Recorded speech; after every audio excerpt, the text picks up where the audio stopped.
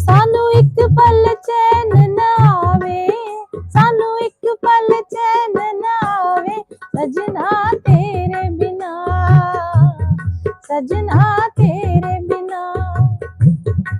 सानू एक पल चैन न आवे, सानू एक पल चैन न आवे, सजना तेरे बिना, सजना तेरे बिना। दिल जाने क्यों घबरावे, दिल जाने क्यों घबरावे, सजना तेरे बिना, सजना तेरे बिना, सजना तेरे बिना। ओ सानू एक पल चैन न आवे, सानू एक पल चैन न आवे, सजना तेरे बिना, सजना तेरे बिना। दिल जाने क्यों घबरावे, दिल जाने क्यों घबरावे, सजना तेरे बिना, सजना तेरे बिना, सजना तेरे बिना। सानू एक पल चैन न आवे, सानू एक पल चैन न आवे, सजना तेरे बिना, सजना तेरे बिना। ये दिन है प्यार ही लिए, जो साथ हमने जी लिए, जाना नहीं मुंह मोड़ के, ओ अखियों में पानी छोड़ के। ये पानी आग लगाए, ये पानी आग लगाए, सजना तेरे बिना, सजना तेरे बिना, सजना तेरे बिना। ओ सानू एक पल चैन न आवे, सानू एक पल चैन न आवे, सजना तेरे बिना, सजना तेरे बिना। ओ सानू एक पल चैन न आवे, सानू एक पल चैन न आवे, सजना तेरे बिना, सजना तेरे बिना। दिल जाने क्यों घबरावे, दिल जाने क्यों घबरावे, सजना तेरे बिना, सजना तेरे बिना, सजना तेरे बिना। तेरा ख्याल हर घड़ी है, आदतें मुझे तेरी, एक दिन जो तुझसे ना मिलूं, पागल के जैसा मैं फिरूं। कोई रुत ना मुझको भावे, कोई रुत ना मुझको भावे, सजना तेरे बिना, सजना तेरे बिना, सजना तेरे बिना।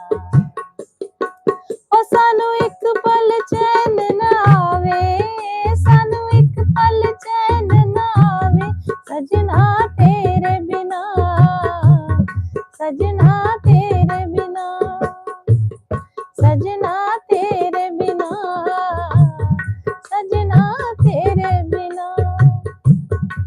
दिल जाने क्यों घबरावे, दिल जाने क्यों घबरावे, सजना तेरे बिना, सजना तेरे बिना, सजना तेरे बिना, ओ सजना तेरे बिना, सजना तेरे बिना। हरे कृष्णा। आज की कथा में आप सभी का एक बार फिर से स्वागत करती हूँ। भागवत महापुराण का द्वितीय स्कंद षष्ठी रचना चल रहा है, समाप्त हो जाएगा इस वीक में। ये जो लोग पहली बार इस कथा के साथ जुड़े हैं या मेरे वीडियो पर आए हैं, तो पिछले कुछ दिनों से हम भागवत कथा चर्चा कर रहे हैं। प्रथम स्कंद की कथा समाप्त हो चुकी है, द्वितीय स्कंद की कथा भी समाप्त होने वाली है। अगर आप सारे एपिसोड देखना चाहते हैं तो आप मेरे वीडियो पर जाकर देख सकते हैं, चैनल पर जाकर बाकी के पार्ट्स भी आप देख सकते हैं। और अगर आपको ये कथा अच्छी लग रही है तो आप इसको लाइक कीजिए, शेयर कीजिए, कमेंट कीजिए, अपने व्हाट्सएप स्टेटस पर, फेसबुक पर इस कथा को शेयर कीजिए ताकि ये ज़्यादा से ज़्यादा लोगों तक पहुंच सके। चलिए आज की कथा का आरंभ करते हैं। ओम श्री परमात्मने नमः। ओम श्री गणेशाय नमः। श्री कृष्णाय वासुदेवाय देवकी नंदनाय च नंद गोप कुमाराय गोविंदाय नमो नमः। त्वमेव माता च पिता त्वमेव बन्धुश्च सखा त्वमेव विद्या द्रविणं त्वमेव सर्वं मम देवदेव। ईश्वर इस कथा को आपके अंदर भक्ति के संचार का माध्यम बनाए और मुझे केवल माध्यम की तरह इस्तेमाल करे, मेरे अहंकार का पोषण ना हो। भगवान से ये प्रार्थना है। हम लोग षष्ठी की रचना को करते हुए देख रहे हैं, भगवान ने कैसे कैसे षष्ठी की रचना की है। विराट पुरुष के बारे में मैंने आपको बताया, उसके बाद मैंने आपको कारणोदकशाही विष्णु और कारण जल के बारे में बताया, उसके बाद मैंने आपको गर्भोदकशाही विष्णु और ब्रह्मांड की संरचना, ब्रह्मांड किस तरह से बना, वो सारा कुछ बताया। मैंने आपको माया देवी, सदाशिव और दुर्गा देवी के बारे में बताया, उनके द्वारा कैसे ब्रह्मांडों की रचना हुई वो बताया। और ब्रह्मांड में गर्भोदकशाही विष्णु के नाभि कमल से ब्रह्मा जी का कैसे प्रागट्यकरण हुआ, ब्रह्मा जी का जन्म कैसे हुआ, उसके बारे में मैंने आपको बताया। और फिर हमने ये बात की कि ब्रह्मा जी ने आगे किस तरीके से 14 भुवनों की या 14 तरह के षष्टियों की रचना की, जिनको हम 14 भुवन कहते हैं, तो उसके बारे में मैंने आपको बताया। हालांकि इस पर हमने अभी डिटेल में चर्चा नहीं की है। तो आगे की कथा हम यहाँ से ही स्टार्ट करेंगे, जहाँ से कल से हमने छोड़ा था कथा को।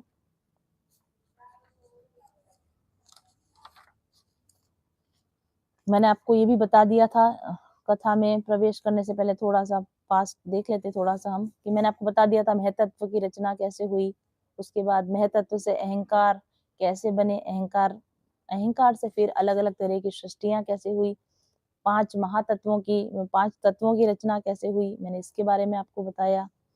और फिर मैंने आपको ये भी बताया था कि यथा पिंडे तथा ब्रह्मांडे, हर एक लेवल पर सेम तरह की सृष्टि रचना हो रही है, चाहे वो मानव शरीर का अंडाणु हो या धरती पर या किसी प्लेनेट पर जीवन का आरंभ हो या सृष्टि में जीवन का आरंभ हो, सबका जो बेसिक फॉर्मूला होता है वो एक ही होता है। एक तरल आधार होता है, यानी एक जल का मीडियम होता है, उसमें बीज के रूप में, तत्वों के रूप में सारी संभावनाएं होती हैं, और फिर एक सक्रियण बिंदु के ऊपर एक्टिवेशन के साथ में बनना रचना होना शुरू हो जाता है। तो ये कॉन्सेप्ट रचना का, सृष्टि रचना का मैं आपको यहाँ तक समझा चुकी हूँ। चलिए आगे मैं इसके आपको ले जाना चाहती हूँ। मैंने आपको ये भी बता दिया था कि इस सब को आज के साइंस के साथ अगर हम जोड़ के देखें तो क्वांटम फील्ड थ्योरी के द्वारा समझा जा सकता है, स्ट्रिंग थ्योरी के द्वारा, मल्टी डायमेंशनल एम थ्योरी के द्वारा इसको समझा जा सकता है। मैंने आपको ये भी बताया था कि ब्रह्मांड में 14 आयाम हैं और वो डिफरेंट तरह के आयाम क्या क्या हैं, उसके ऊपर भी हम अगर संभव होगा तो द्वितीय स्कंद के दौरान चर्चा कर लेंगे। और नहीं तो बाहर आगे भी कभी न कभी आयामों के बारे में जरूर आएगा, तब हम और आयामों की चर्चा भी कर लेंगे।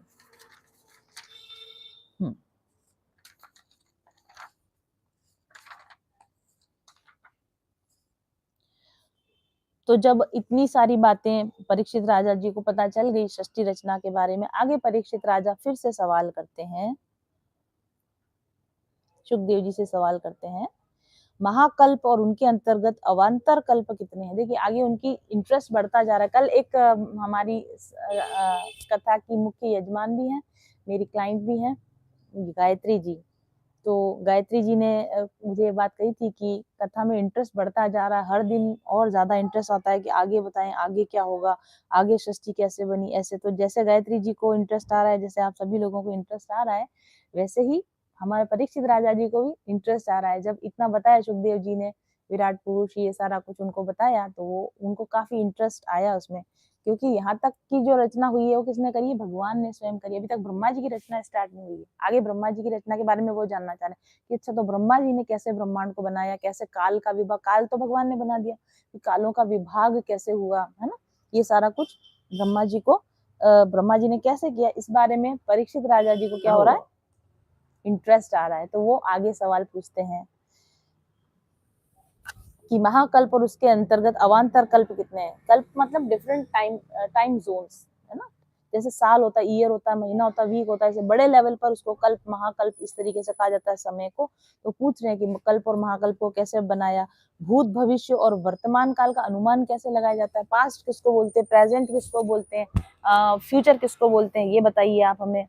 ठीक है, ये बहुत सारे क्वेश्चन कर रहे हैं परीक्षित राजा, और उसी के आगे फिर वो सुखदेव जी जवाब देंगे। फिर उन्होंने बोला है, काल की सूक्ष्म गति, त्रुटि आदि, स्थूल गति, वर्ष आदि की गणना किस प्रकार की जाती है, काल की गणना कैसे होती है, वर्ष कैसे बनता है ना?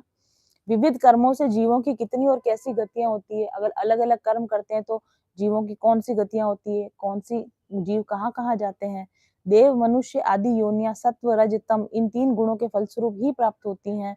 उनको चाहने वाले जीवों में कौन कौन से और किस किस योनि को प्राप्त करने के लिए किस किस प्रकार के कर्म को स्वीकार करते हैं, पूछ रहे हैं वो कि देवता कैसे बनते हैं, मनुष्य कैसे बनते हैं, अलग अलग योनियों के अंदर आदमी कर्म के हिसाब से जाता है तो कैसे जाता है। ठीक है, ब्रह्मांड का परिमाण बताइए, ब्रह्मांड कितना बड़ा है, कितना छोटा है, उसका साइज बताइए, बाहर से कितना बड़ा है, अंदर से कितना बड़ा है, वो सब बताइए।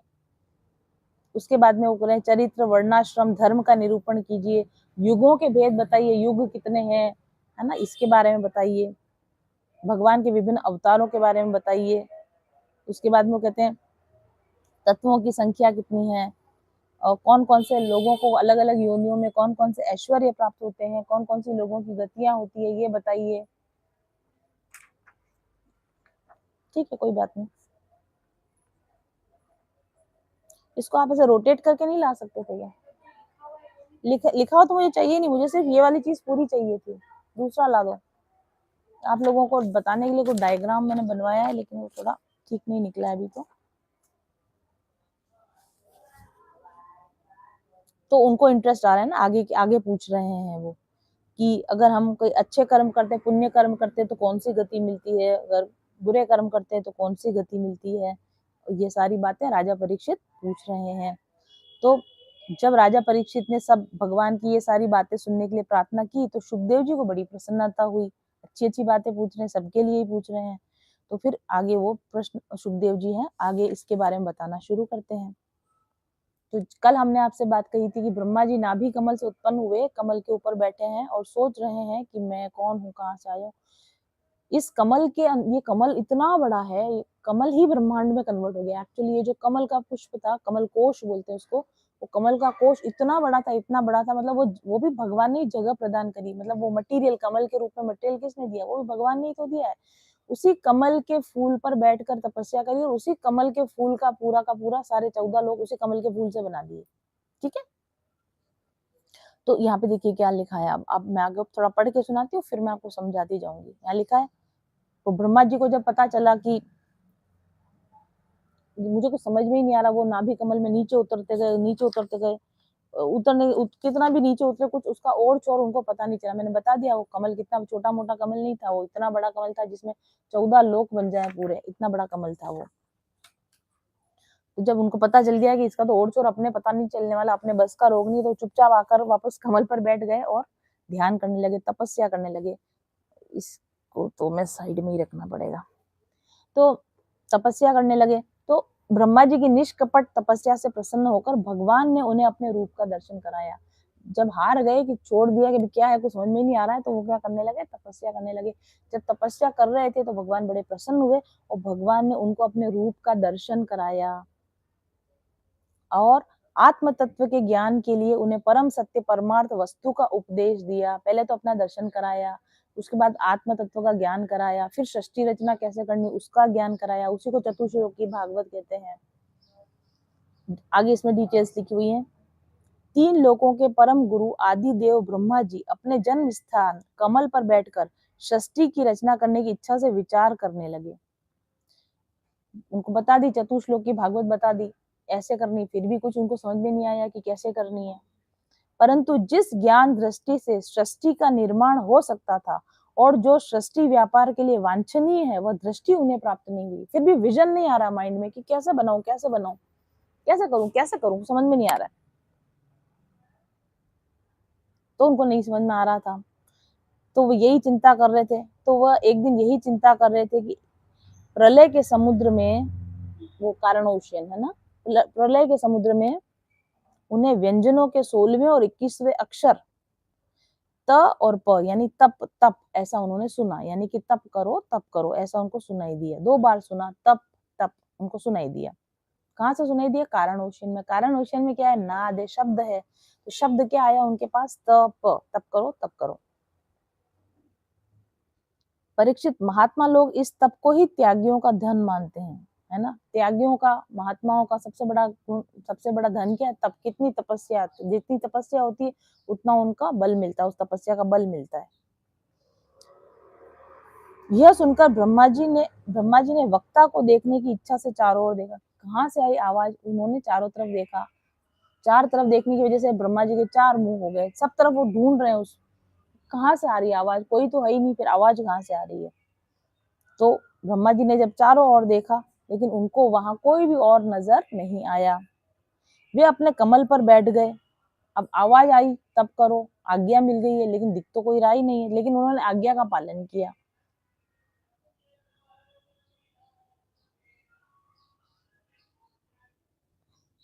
तो वे अपने कमल पर बैठ गए और तप की करने की प्रत्यक्ष आज्ञा मिली।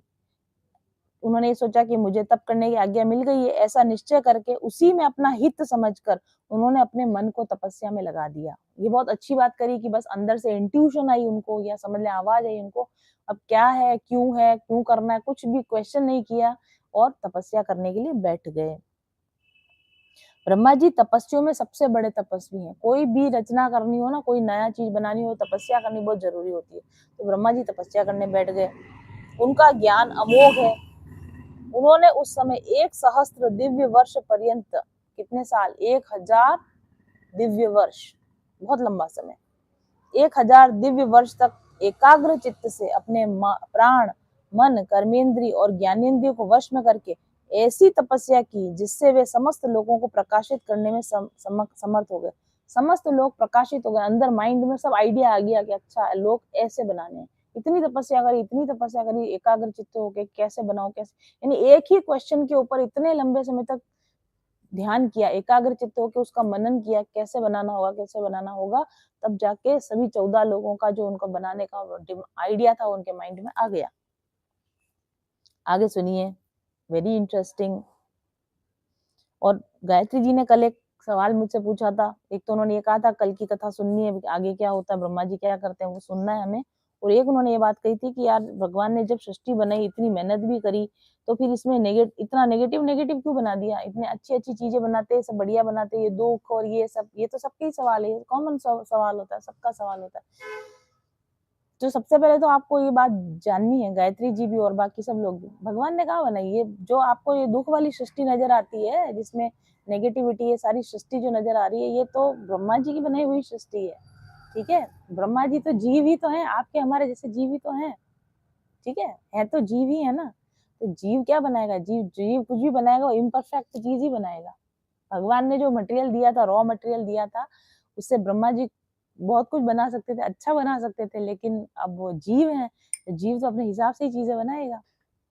तो उन्होंने वो बना दिया जो उनके दिमाग में उनको ठीक लगा। वो कितने कंफ्यूज तो खुद ही है, कितनी मुश्किल से तो उनको खुद पता चल रहा है कि मैंने सृष्टि कैसे बनाई। तो परफेक्ट सृष्टि कैसे बनाएंगे? तो क्या इसका मतलब परफेक्ट सृष्टि कहीं है ही नहीं? परफेक्ट सृष्टि है, लेकिन वो ब्रह्मा जी की बनाई हुई परफेक्ट सृष्टि नहीं है। वो कहाँ है परफेक्ट? वो सृष्टि कहाँ है मैं अभी आपको बताऊंगी। और उस सृष्टि में क्या आप जा सकते हो? हाँ, आप बिल्कुल जा सकते हो। आप उस सृष्टि, परफेक्ट सृष्टि में भी रह सकते हैं।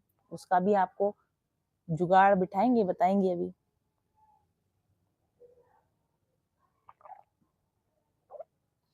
अब सुनिए परफेक्ट सृष्टि कहाँ है उसके बारे में सुनिए आप। जहाँ पे आप जो कह रहे हैं ना कि रोग, शोक, नेगेटिविटी कुछ भी नहीं हो, ऐसी सृष्टि है क्या? ऐसी सृष्टि है। ऐसी सृष्टि वो भगवान का परम धाम है, जिसको भगवान ने बनाया है, ब्रह्मा जी ने नहीं बनाया। हम हैं ब्रह्मा जी की सृष्टि में, यहाँ पर सारा केओस है और हमें कहाँ जाना है? भगवत धाम जाना है, परम धाम जाना है, जो परफेक्ट सृष्टि है, जो भगवान ने बनाई है।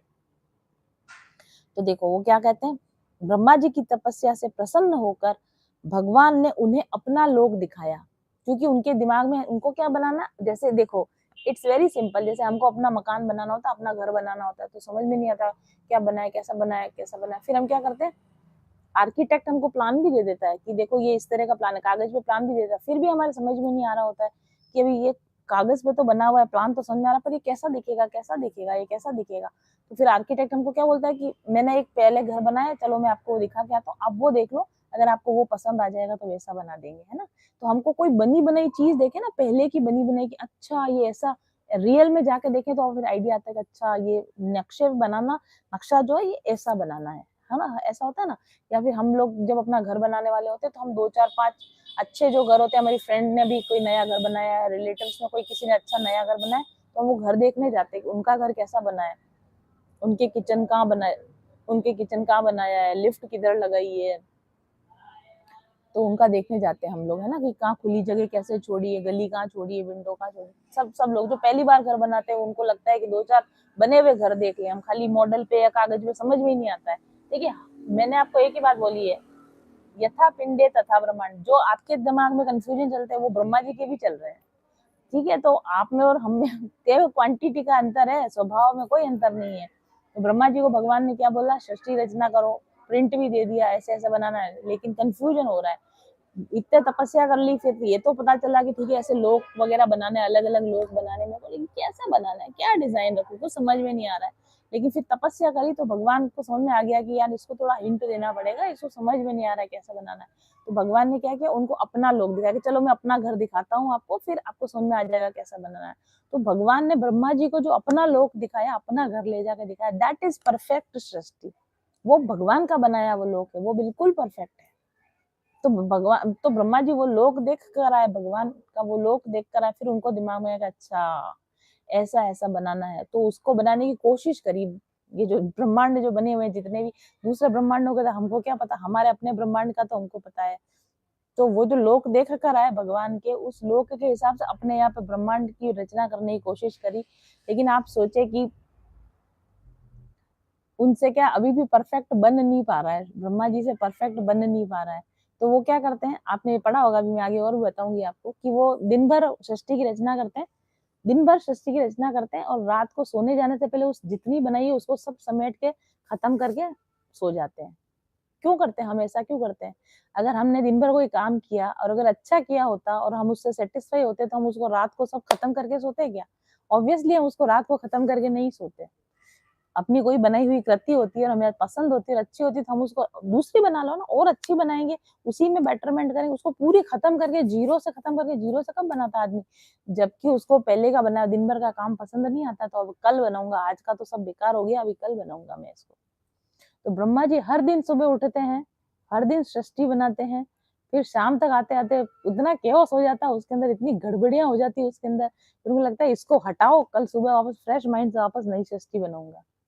तो ब्रह्मा जी की सृष्टि केओटिक है, ब्रह्मा जी की सृष्टि परफेक्ट नहीं है, जब तो ब्रह्मा जी को इतनी बार बनानी पड़ रही है। अगर एक ही बार में ठीक बना दी होती, तो देखो ब्रह्मा जी की आयु 100 साल की आयु है, ठीक है, हमारी भी जैसे हम भी कोई चीज बनाते हैं ना, जैसे मान लो अगर एक ही बार में बन गई होती तो उधेड़ उधेड़ के सही बनाते हैं क्या, स्वेटर बनाने बनाते हैं या क्रोशिया से कोई चीज बनाते हैं, तो अगर वो परफेक्ट बन रही, डिजाइन परफेक्ट, तो अगले दिन उसको उधेड़ के वापस बनाएंगे, कि या फिर उसके आगे बनाएंगे, या फिर कुछ नया बनाएंगे, उसको नहीं हटाएंगे। लेकिन ब्रह्मा जी क्या कर रहे हैं, हर दिन सुबह उठते हैं, सृष्टि बनाते हैं, और रात को उसको उधेड़ के बॉल बना के रख देते, सुबह वापस जीरो से स्टार्ट करते, वापस सृष्टि बनाते हैं। तो ब्रह्मा जी ऐसा क्यों कर रहे हैं? इसका मतलब यही है कि जो रोज जो बनाए जा रहे हैं उनके समझ में नहीं आ रहा, उनको मजा नहीं आ रहा उसमें, और उनको लग रहा है कि ये इससे बेटर बन सकती है, इससे बढ़िया बन सकती है, कल और बढ़िया बनाऊंगा। तो इसलिए गायत्री जी आप जो कह रहे हो कि ये इतनी गड़बड़ क्यों हो रही, क्योंकि उनसे बनी नहीं रही अभी तक अच्छी सृष्टि।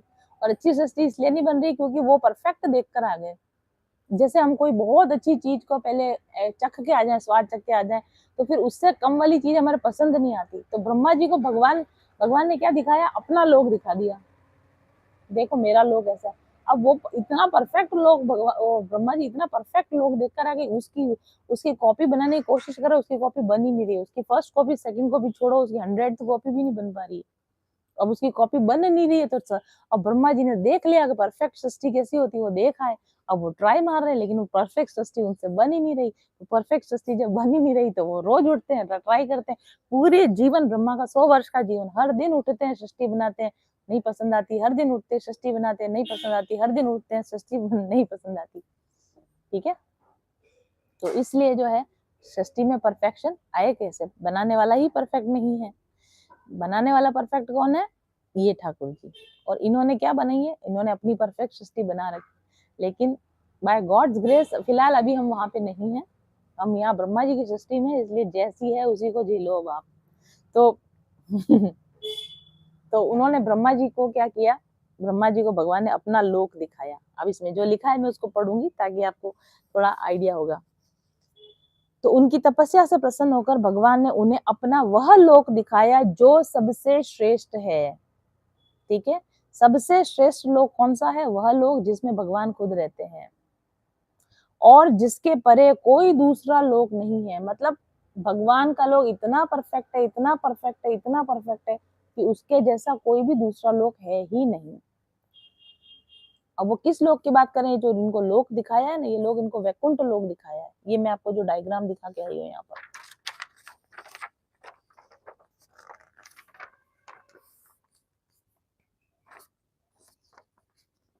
अगर आप भी ये डालेंगे गोलोक चार्ट के नाम से, अगर आप डालेंगे तो यूट्यूब पे आपको ये फोटो मिलेगा। ठीक है, ये जो ब्लैक कलर का गोला दिख रहा है ये ब्रह्मांड का गोला है। इसके सेंटर में ये क्या है, ये गर्भोदकशाही विष्णु है और इनकी नाभि कमल से यहाँ पर ये ब्रह्मा जी बैठे हुए हैं। और ये चारों तरफ जो 14 लोक है इन्होंने बना रखे हैं। सबसे नीचे का काला गोला देखिए, ये एक ब्रह्मांड है। इसके सेंटर में आपको जो दिख रहा है ये विष्णु भगवान है, इससे ब्रह्मा जी निकल रहे हैं और चारों तरफ एनसर्कल्स, गोले गोले, गोले के अंदर गोला, गोले के अंदर गोला, ये जो है ये 14 लोक बने हुए हैं। ठीक है, और इन 14 लोकों के यहाँ पर जब भगवान इन्होंने ब्रह्मा जी ने बैठ के तपस्या करी तो इन 14 लोगों के भी परे ये कारण, ये जो ब्लू कलर दिख रहा है आपको, ये नीचे जितना भी ब्लू कलर दिख रहा है, वेट,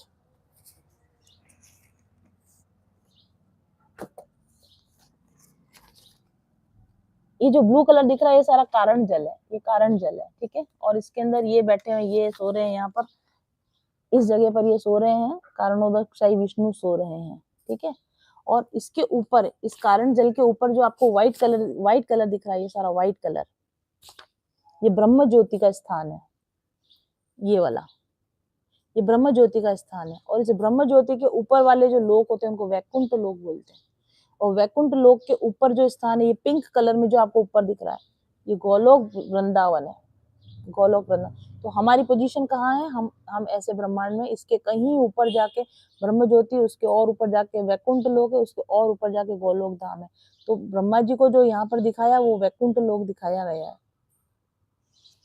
तो विष्णु भगवान ने अपना लोक दिखाया इनको। ठीक है,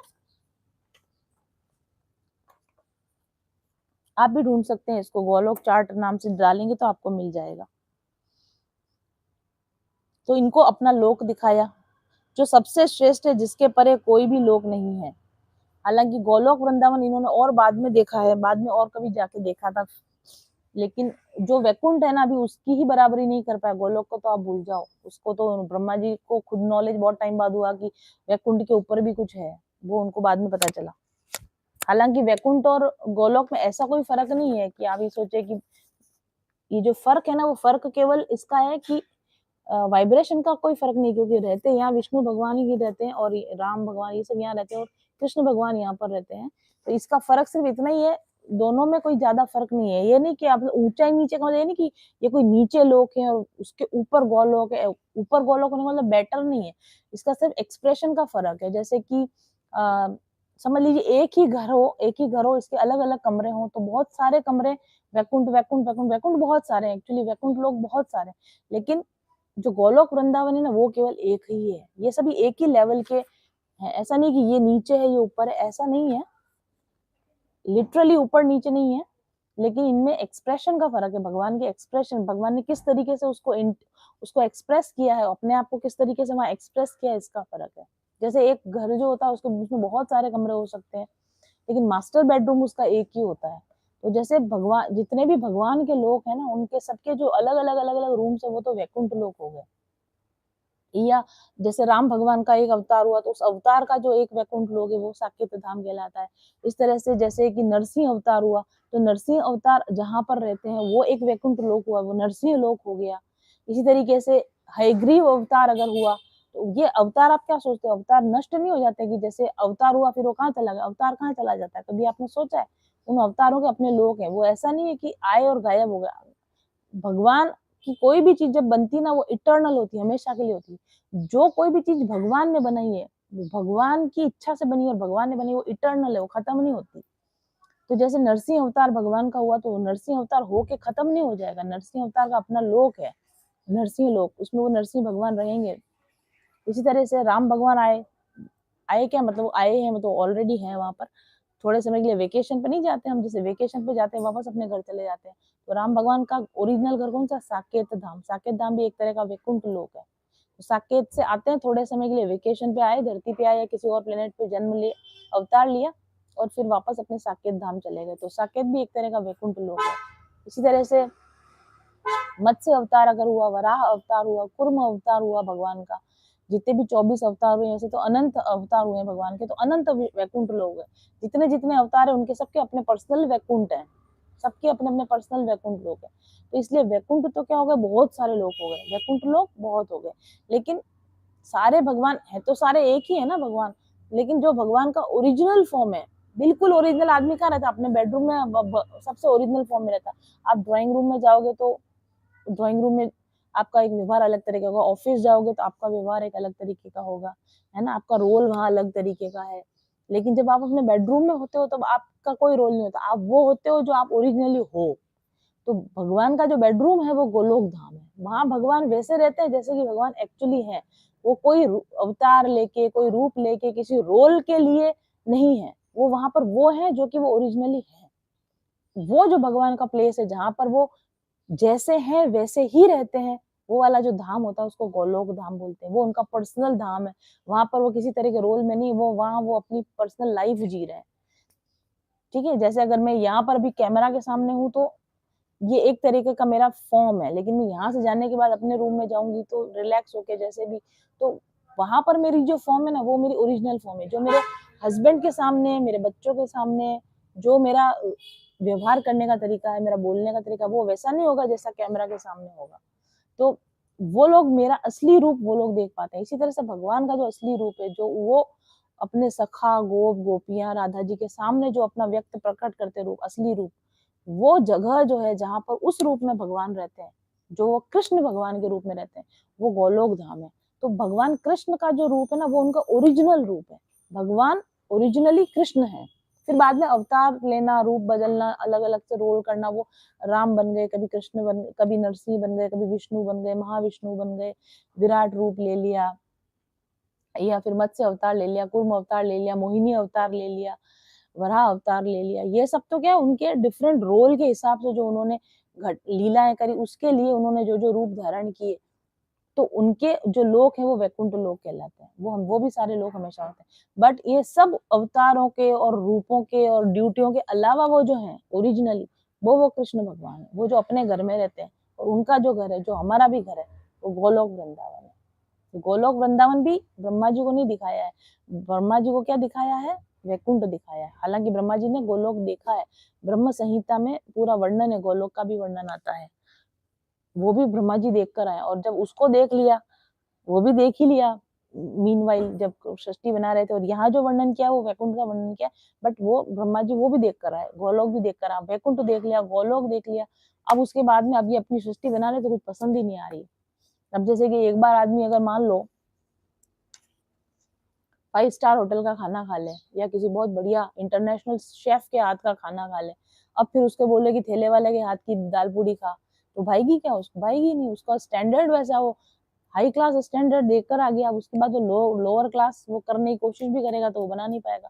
मान लो कोई ऐसी बहुत सुपर डुपर कोई रेसिपी आपके सामने कोई लेकर आया है ना कि ये खाओ, आपने खाई, दिखने में बहुत सुंदर, खाने में बहुत सुंदर, और इंग्रेडिएंट्स भी आपको पता नहीं क्या डाला हुआ है इसके अंदर, आपको पता ही नहीं है। अब आप अपने अपने घर आकर उस रेसिपी को डुप्लीकेट बनाने की कॉपी करो, उसकी रेप्लिका बनाने की कोशिश करो। पहले तो आपको ये पता नहीं कि इसके इंग्रेडिएंट लाऊं कहाँ से, इसके जैसे इंग्रेडिएंट लाऊं कहाँ से, फिर इसकी रेसिपी क्या है, फिर उसको बनाऊं कैसे, फिर इसमें वो स्वाद लाऊं कैसे। तो आप रोज उठोगे वो रेसिपी की ट्राई करोगे, लेकिन वो रेसिपी वैसी नहीं बन पाएगी जैसी आप खा के आए। तो आप उसको क्या करोगे, बनाओगे, चखोगे और कूड़े में डालोगे, कल वो वापस ट्राई करूंगा, फिर बनाओगे, चखोगे, कूड़े में डालोगे। तो बेचारे ब्रह्मा जी का यही हाल हो गया है कि भगवान ने उनको कहा कि सृष्टि रचना करो। अब सृष्टि रचना करी तो समझ में नहीं आया, समझ में नहीं आया तो अपने लोग दिखाए कि ले चलो मेरा घर दिखाता हूँ। अब उनका घर देख लिया तो अब अपनी अपनी बनाई हुई कोई भी चीज उनको पसंद आ ही नहीं रही है। इसीलिए सृष्टि परफेक्ट नहीं है और इसीलिए ब्रह्मा जी इसको हर रोज बना रहे हैं। Okay Gayatri ji, got my point. और भगवान ने ऐसा क्यों किया, ब्रह्मा जी को क्यों बनाया, जब ऊपर सारे बनाए थे तो नीचे भी सब वही बना देते। ये बात भी सही है। तो ऐसा नहीं है, देखो मैं आपको ये भी बताती हूँ, आपको जो लगता है या हमको जो लगता है ना कि इतना बड़ा ब्रह्मांड, कुछ ब्रह्मांड बड़ा नहीं है। भगवान के वैकुंठ लोग और इनके सामने हमारी बाकी की सृष्टि कुछ भी नहीं है, कुछ भी नहीं है बाकी की सृष्टि। जो टोटल जो सृष्टि का निर्माण है ना, जितनी टोटल सृष्टि बनी उसका 3/4 स्पिरिचुअल वर्ल्ड है, उसका 3/4 तो भगवान का बनाया हुआ है। केवल 1/4 हिस्सा वो जो है, वो जो ब्रह्मा जी के कंट्रोल में जो रहता है, वो केवल 1/4 हिस्सा ही रहता है। तो भगवान ने जो बनाया है ना रहने के लिए, बहुत बड़ा कुछ बहुत ही बना दिया, बहुत बहुत बहुत बहुत कुछ बना रखा है। थोड़ा बहुत छोटा मोटा हिस्सा अपन दे दिया, वो भी ब्रह्मा जी से हो नहीं रहा है। एक्चुअली प्रॉब्लम ये हो रही है। अब जैसे मैं आपको इसको एग्जांपल से बताती हूँ, जैसे कि आपका बढ़िया आपका सुंदर घर है ना, बहुत सुंदर आपका घर है, आपने बहुत अच्छा इंटीरियर करा, सब करा, आपको घर सजाने का शौक है। अब आपका आपका खुद का छोटा बच्चा है, वो आप मान लो आप वो आपको कहे कि मैं भी इंटीरियर डिजाइनर में आपकी कुछ हेल्प करूँ, तो अपन फिर उसको क्या बाहर का थोड़ा पोर्शन पकड़ा देंगे। जैसे मान लो आप हम लोग नहीं करते, चित्रांकन करते हैं, पेंटिंग्स बनाते हैं, तो आपने घर के अंदर बड़ी दीवार में बहुत सुंदर सुंदर पेंटिंग्स बनाई। अब आपका बच्चा भी आपसे जिद करे मैं भी पेंटिंग बनाऊंगा, मैं भी पेंट, तो आप उसको पेंटिंग बनाने के लिए घर की ड्राइंग रूम की दीवार थोड़ी दोगे कि ले इस पे बना दे। आपने इतना वर्क किया, उसको खराब करने दोगे क्या उस दीवार को? नहीं खराब करने दोगे। या छोटे बच्चे वो मोम कलर से इधर उधर नहीं बना देते दीवारों के ऊपर, तो अपन क्या करते हैं कि यहाँ मत बना, फिर अपन क्या करते हैं उसको बाहर की एक दीवार दे देते बच्चे, ये तेरी दीवार, इस पे तेरी मर्जी हो जो तू बना। ठीक है? तो ये जो भगवान के जो प्रिय है ना आत्माएं, जो भगवान के नित्य धाम में रहते हैं, भगवान की प्रिय आत्माएं, जैसे हम आप सब वहां रहते हैं, हमारे अपने सबके हायर हायर सेल्फ हमारे वहां पर हैं। लेकिन जब हम भगवान को इतनी सुंदर सृष्टि करते हुए देखते हैं ना, तो हमें भी लगता है कि हम भी कुछ बनाएं, हम भी कुछ करें। तो भगवान हमारी भी इच्छा पूरी करते हैं, फिर वो हमको बने वहां से घर से बाहर निकाल देते हैं कि ये तेरी दीवार, इस पे तेरी मर्जी हो जो बना। तो ऐसे ही ब्रह्मा ब्रह्मा जी जिनको जीवों को बनाया जाता है, वो जीव भगवान के बड़े अत्यंत प्रिय है, भगवान के नित्य पार्षद होते हैं, भगवान के पास में रहते हैं। लेकिन फिर उनकी इच्छा हो जाती है ऐसी कि इतना सुंदर क्रिएशन हम भी ट्राई करके देखे, तो फिर भगवान ने क्या किया कि जाओ अलग ब्रह्मांड बनाओ, उधर जाके ट्राई करो, मेरे इसमें डिस्टर्ब नहीं करना, मेरा मेरा परफेक्ट बना हुआ, इसमें डिस्टर्ब कुछ नहीं करना, तुम तुम्हारा अपना बनाओ। जैसे हम छोटे बच्चों को दे देते हैं कि यार ये तेरा कागज पेन, इस पे तू तेरा बना, मेरी कॉपी में कुछ मत कर, मेरे फाइल में कुछ मत कर। ये कागज पेन अपन बच्चे को पकड़ा देते हैं, इस पे जो तेरे रगीटे पाड़ने पाड़, इसमें जो तेरे बनाना बना। और फिर बच्चा अपनी ड्राइंग को देखे और आपकी अपनी अरे यार ये तो बिल्कुल बेकार बनी, तो अपनी ड्राइंग फाड़ के फेंक देगा, मुझे और कागज दो आपके जैसी बनानी है। तो बस वही स्थिति हो रखी है यहाँ पे। भगवान ने बहुत ही परफेक्ट वर्ड बनाया है और छोटा मोटा नहीं बनाया है। जिसको हम ब्रह्मांड बोलते हैं वो तो केवल एक ब्रह्मांड है। मैंने आपको बोला कि ऐसे असंख्यों असंख्यों अनंत अनंत अनंत अनंत ब्रह्मांड है, और उन सब अनंत अनंत ब्रह्मांडों को जोड़ देना, और उसमें कारण ओशियन को भी जोड़ दें, वो कारण ओशियन भी अपने आप में कितना बड़ा है, वो सब कुछ भगवान की बनाई हुई सृष्टि का 1/4 हिस्सा भी नहीं है। भगवान की परफेक्ट सृष्टि का हिस्सा नहीं है वो। भगवान की सृष्टि ये रही, ये जो ऊपर दिख रही है ना आपको, इस पूरे कागज को अगर 3 हिस्सों में बांट रखा है, 1 2 3, तो 2/3 में तो भगवान की सृष्टि है, 1/3 में हमारी सृष्टि है, जो हमको दे रखी, हमको मतलब हमारे ब्रह्मा जी को दे रखी, जीवों को दे रखी ये बनाने के लिए सृष्टि, और ऊपर भगवान ने बनाई है। अब आप खुद ही सोच रहे, परफेक्ट वर्ड है, और जितना हम हमारे पास उससे बहुत बड़ा परफेक्ट वर्ड है। तो प्रॉब्लम ये है कि हम फिलहाल वहां परफेक्ट वर्ड में है नहीं, हम यहाँ समहाउ आ पड़े हैं अभी, वो भी हम देखेंगे हम कैसे आ गए यहाँ पर, अपनी इच्छा से आते हैं। जब भी आप कुछ इच्छा करोगे, इच्छा जरूर पूरी हुई है, तो कभी न कभी आपकी इच्छा जरूर हुई होगी कि सृष्टि में जाकर देखूं, ब्रह्मांड में जाकर देखूं, भूलोक पे जाके देखूं, मनुष्य बन के देखूं, ये आपकी इच्छा हुई तो आप इस जगह पर आ गए। अब आने के बाद तो फिर माया देवी ने पकड़ लिया, माया देवी ने जकड़ लिया, अब यहाँ से निकलने नहीं दे रही। और अब हम यहाँ बैठ के सवाल करते हैं कि वो परफेक्ट वर्ड क्यों नहीं बनाया, परफेक्ट वर्ड है लेकिन हम उसके अंदर अभी नहीं है। तो भगवान को कौन सा लोक दिखाया ब्रह्मा जी को कौन सा लोक दिखाया भगवान ने? अपना लोक दिखाया, वैकुंठ लोक दिखाया, अपना लोक दिखाया, गोलोक धाम दिखाया। इस पे लिखा है उस लोक में किसी भी प्रकार के, गायत्री जी ये आपका सवाल का जवाब यहाँ है, उस लोक में किसी भी प्रकार के क्लेश, मोह और भय नहीं है, नहीं है, ठीक है, नहीं है। देयर इज अ परफेक्ट लोक। उस लोक में किसी भी प्रकार का क्लेश नहीं है, मोह नहीं है, भय नहीं, वो सब इधर ही है। जिन्हें कभी एक बार भी उसके दर्शन का सौभाग्य प्राप्त हुआ है, वे देवता बार बार उसकी स्तुति करते रहते हैं। जिन्होंने एक बार उसको देख लिया, वो पूरी जिंदगी बस उसी को याद करते रहेंगे कि यार घर तो यार उनके गए थे, क्या वेल मैनेज्ड घर था, वाह वाह वाह। अपन भी किसी के यहाँ जाते हैं ना, उसकी खातिरदारी, उसका घर देख के, अरे उनका घर तो भाई उनका घर है भाई, ऐसा। और भगवान की महती कृपा है, मैं घर वो देख कर आ गई हूँ, ठीक है। मैंने वो भगवान का, जैसे ब्रह्मा जी ने ध्यान में देखा ना, वैसे मैंने भी ध्यान में भगवान का घर देख लिया है। इसलिए अभी मैं अपना काम धंधा सब छोड़ के ये जो बैठकर भगवान की प्रशंसा क्यों कर रही हूँ, क्योंकि मैं देख कर आई हूँ कि वो वहाँ कहाँ रहते हैं और कैसे रहते हैं। और मुझे समझ में आ गया है कि वहाँ मुझे मुझे भी जाना है और सबको लेके जाना है, कि पकड़ पकड़ के इन सबको बताऊं कि अरे तुम गलत जगह रह रहे हो, यहाँ नहीं जाना है, वहां जाना है।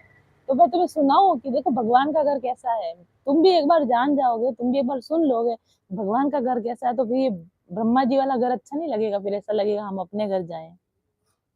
जो भी जिसने भी एक बार भी इसका दर्शन देख लिया, वे बस बार बार उसी की स्तुति करते रहते हैं। ऐसा सुंदर भगवान का धाम है, ऐसा सुंदर भगवान का घर है, ठीक है। आगे देखो उन्होंने क्या लिखा है, वहां रजोगुण, तमोगुण और सत्वगुण नहीं है। भगवान ने क्या बनाया था, हाँ मैंने आपको बताया था कि महतत्व से 3 गुण बनाए, सत्वगुण, रजगुण, तमगुण। अब खुद के वहां पर उनके है ही नहीं, उनका मटेरियल ही अलग है ना।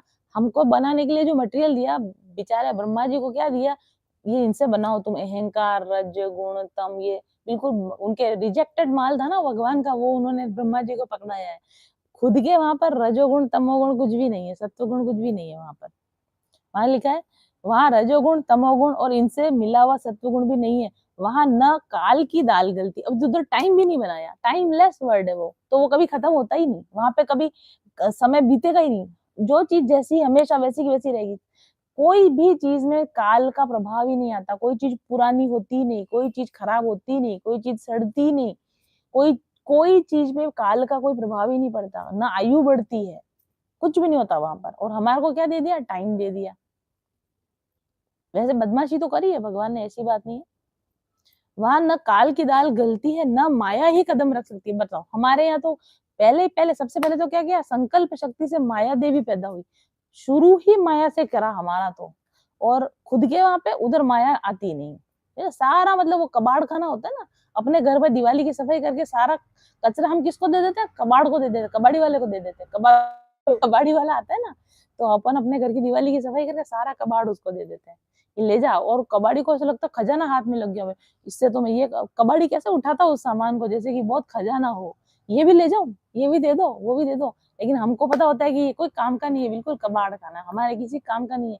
हमारे वो कुछ भी चीज कहीं भी बनाने में ये चीज काम नहीं आ रही थी, वो चीज हम किसको दे देते, उठा के कबाड़ी वाले को दे देते। और कबाड़ी वाला उसको कैसे लेके जाता है, जैसे उसके हाथ में कोई बहुत बड़ा खजाना आ गया हो, है ना।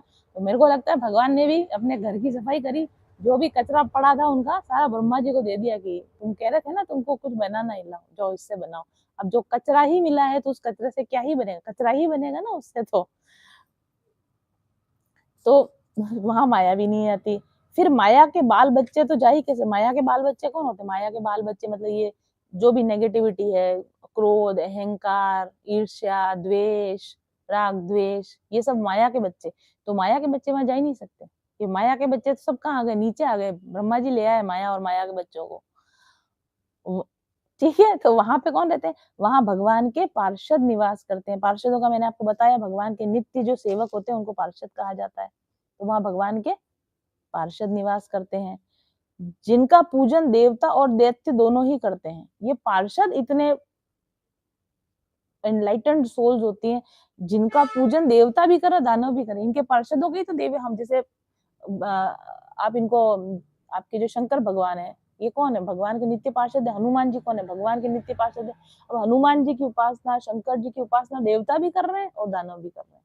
तो भगवान के नित्य पार्षदों की उपासना कौन करते हैं? देवता और दानव दोनों करते हैं। उनका उज्ज्वल आभा से युक्त श्याम शरीर शतदल कमल के समान कोमल नेत्र और पीले रंग के वस्त्र से शोभायमान है। भगवान के पार्षदों को देख लो तो ऐसा लगे खुद भगवान घूम रहे हैं। इतने सुंदर भगवान के सब पार्षद होते हैं। बिल्कुल भगवान ने उनको अपना ही रूप दे रखा है। ये और वैकुंठ की बात कर रहे हैं ये। तो वैकुंठ के अंदर श्याम शरीर के जैसा भगवान का शरीर है, कोमल नेत्र हैं, पीले रंग के वस्त्र हैं, है ना? अंग अंग से राशि राशि सौंदर्य बिखरता रहता है। इन पार्षदों के शरीर इतने सुंदर हैं। ये पार्षद कोमलता की मूर्ति है। सभी की 4-4 भुजाएं। आप देखते हैं विष्णु भगवान की 4 भुजाएं बताते हैं, क्योंकि विष्णु लोक में बाय डिफॉल्ट शरीर ही ऐसा होता है कि 4 भुजा वाला शरीर होता है। 4 भुजानाथ होते हैं वो विष्णु भगवान। तो वहां के सब पार्षद भी 4 भुजा वाले हैं। सब सब ऐसा लगता है ये विष्णु है कि ये विष्णु, सब सब विष्णु भगवान लग रहे हैं वहां पर। सभी की 4-4 भुजाएं हैं। वे स्वयं तो अत्यंत तेजस्वी हैं ही, खुद तो बहुत सुंदर तेजस्वी हैं ही। मणि जटित सुवर्ण के प्रभामय आभूषण धारण किए रहते हैं। वो इतने सुंदर सुंदर ऑर्नामेंट्स, वो भी सोने के ऑर्नामेंट। और उनका सोना भी कैसा होता है वो मैं अभी आपको बताऊंगी। इनका सोना भी डिफरेंट तरह का होता है, हमारे सोने जैसा सोना नहीं होता इनका।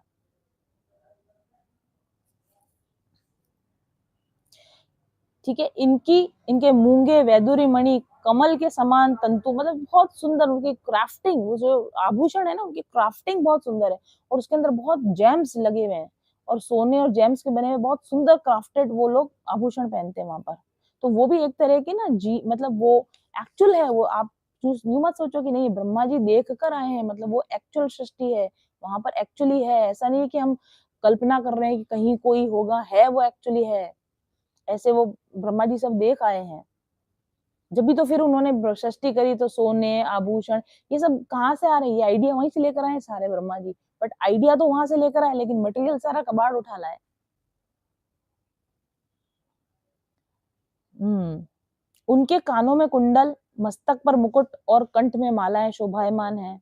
जिस प्रकार आकाश बिजली सहित बादलों से शोभायमान होता है, वैसे ही वह लोक मनोहर कामिनियों की कांति से युक्त महात्माओं के दिव्य तेजमय विमानों से स्थान स्थान पर सुशोभित होता रहता है। वहां पर बड़े बड़े विमान है।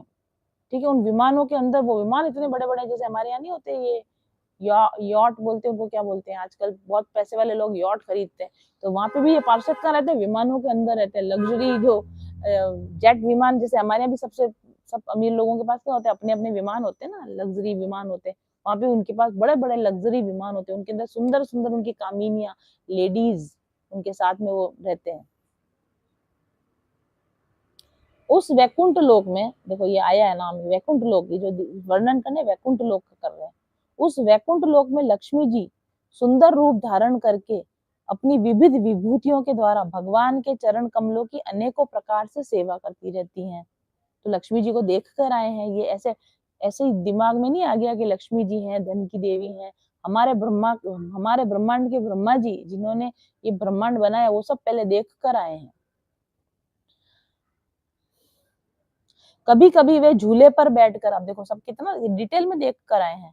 कभी कभी वे झूले पर बैठकर अपने प्रियतम भगवान की लीलाओं का गायन करने लगती है। कभी कभी वो गाती है झूले पर बैठकर।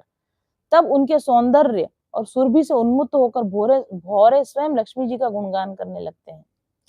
ब्रह्मा जी ने देखा कि उस दिव्य लोक में समस्त भक्तों के रक्षक लक्ष्मीपति, यज्ञपति एवं विश्वपति भगवान विराजमान है। ब्रह्मा जी देखा, वहां देख कर आए कि भक्तों के रक्षक लक्ष्मीपति, यज्ञपति, विश्वपति भगवान उस वैकुंठ लोक में विराजमान है, बैठे हुए हैं।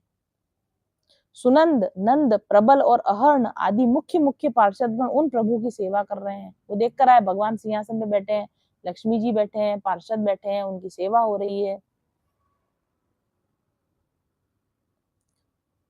और मैं अपने ध्यान में एक्चुअली बिल्कुल एग्ज़ैक्टली गोलोक देखकर आई, गोलोक में देख कर आई हूँ, इसीलिए मुझे बिल्कुल कन्फर्मली पता है कि गोलोक होता है। किसी जगह से पढ़ के नहीं, किसी जगह जान के नहीं, मैं खुद देख कर आई हूँ, इसलिए मुझे पता है कि गोलोक होता है। उनका मुख कमल प्रसाद मधुर मुस्कान से युक्त है। वो भगवान का मुँह के बारे में बता रहे हैं, कैसा मुख कमल है, कमल के समान मुँह के मधुर मुस्कान है उसके ऊपर। आँखों में लाल-लाल डोरियाँ हैं। बड़ी मोहक और मधुर चितवन है आईब्रोज, आईब्रोज बड़ी सुंदर है भगवान की। ऐसा जान पड़ता है कि अभी-अभी अपने प्रेमी भक्त को अपना सर्वस्व दे देंगे। इतने करुणामय भगवान है कि प्रेमी भक्त को अपना सब कुछ दे दें, इतना मुँह पे करुणा है उनके। सिर पर मुकुट, कानों में कुंडल, कंधे पर पीतांबर जगमगा रहा है। वक्ष स्थल पर एक सुनहरी रेखा के रूप में श्री लक्ष्मी जी विराजमान है। सुंदर चार भुजाएं हैं, चार भुजा वाले भगवान को देख कर आए वे एक सर्वोत्तम बहुमूल्य आसन पर विराजमान है। बहुत बड़ा सुंदर उनका आसन भी देखा।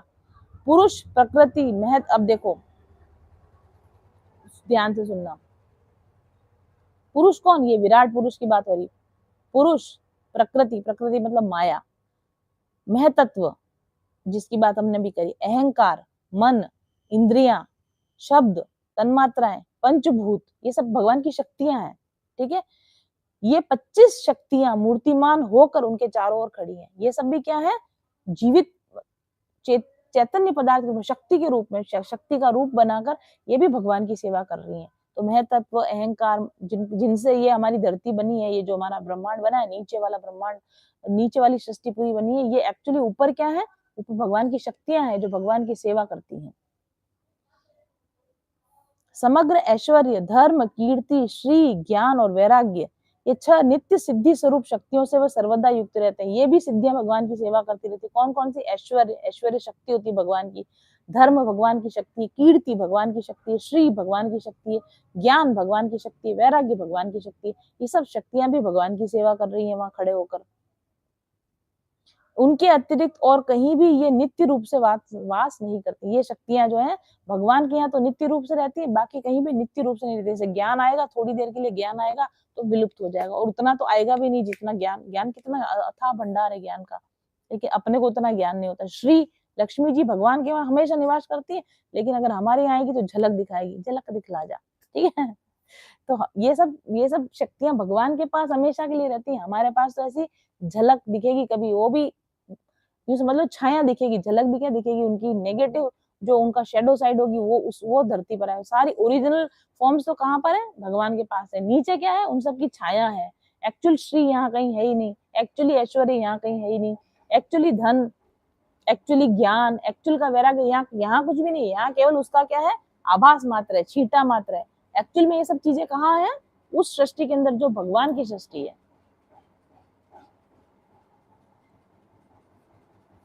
साफ लिखा हुआ है इसमें कि इसके अतिरिक्त वो कहीं भी नित्य रूप से वास नहीं करती हैं। तो अभी हम अगर ये कहें कि किसी के बारे में अगर ऐसा कहें कि अरे वाह क्या ऐश्वर्य है इनके घर में, क्या ऐश्वर्य, इसकी कितनी कीर्ति फैली हुई है, ये कितने धनी है, ये कितने ज्ञानी है, ये कितने वैराग्य है, असली में कुछ भी नहीं है। असली में इधर नीचे कुछ भी नहीं है, असली चीजें तो सब वहां भगवान के पास है ऊपर। वे सर्वेश्वर प्रभु अपने नित्य आनंदमय स्वरूप में ही नित्य निरंतर निमग्न रहते हैं। भगवान अपने आनंद में इतने निमग्न है, इतना मजा आ रहा है उनको कि उनको बाहर निकल के देखने की जरूरत ही नहीं है। और उनके साथ जो भी शक्तियां जुड़ी हुई है, जो पार्षद जुड़े हुए हैं, उनको वहां पे इतना मजा आ रहा है, इतना आनंद आ रहा है कि नीचे की धरती पे किधर क्या बना है उनको कोई मतलब नहीं है। उनका दर्शन करते ही ब्रह्मा जी का हृदय आनंद के उद्वेग से लबालब भर गया। जब ब्रह्मा जी ने उनके दर्शन किए, अच्छा इन्होंने मुझे बनाया, ये वो भगवान है जिनमें से मैं निकला हूँ, और ये इनका जीवन है, और ये इतना सौंदर्य, और यहाँ इतना ऐश्वर्य, और यहाँ इतना धन है, और यहाँ इतनी लक्ष्मी है, यहाँ इतना वैराग्य है, यहाँ इतना ज्ञान है। ये सब देखा ब्रह्मा जी ने, अपने आंखों से देखा, तो उनका हृदय आनंद से भर गया। मेरे को तो लगता है आपको सुन के कितना आनंद आ रहा होगा। जरा जस्ट इमेजिन करो, ऐसी किसी जगह पर जाने को मिल जाए, देखने को मिल जाए, फिर ये अच्छा लगेगा क्या? नीचे की ये दुनिया अच्छी लगेगी क्या? तो वो देखा है वहां पर, और बहुत उनको आनंद हुआ। शरीर पुलकित हो गया, नेत्रों से प्रेमाश्रु छलक आए। पूरा बॉडी जो थी ना उनकी, वो अनकंडीशनल ट्रू लव से भर गई। आप अपन देखते हैं ना, कई बार लोग नियर डेथ एक्सपीरियंस बताते हैं, मैं मर गया था, मर के मैं उस लोक में गया, वहाँ इतनी शांति थी, वहाँ इतना आनंद था, मुझे वापस आने की इच्छा ही नहीं हो रही थी। कोई भी नियर डेथ एक्सपीरियंस में अगर आप देखोगे तो लोग यही बोलते हैं कि वहाँ पर इतना प्रेम और अपनापन फील हुआ और वहाँ ऐसी लाइट थी, ऐसी रोशनी थी, इतनी खूबसूरती थी कि मुझे वहाँ से वापस आने की इच्छा ही नहीं हो रही थी। तो सेम ऐसा ब्रह्मा जी इतने पुलकित हो गए, इतने खुश हो गए कि ऐसा तो मैंने कभी देखा ही नहीं, इतनी सुंदरता, इतना परफेक्शन मैंने कहीं देखा ही नहीं।